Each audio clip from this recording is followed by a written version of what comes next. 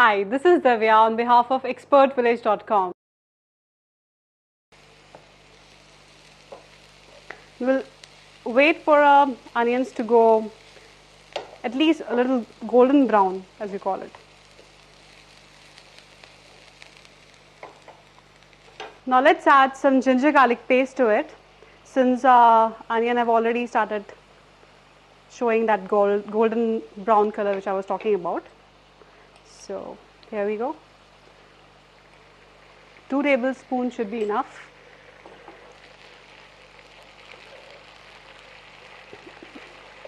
Saute it, cook it well, mix it well with the other ingredients in the pan.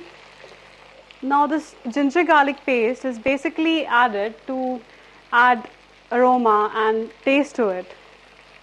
Again, even this is added to most of our Indian dishes. Okay.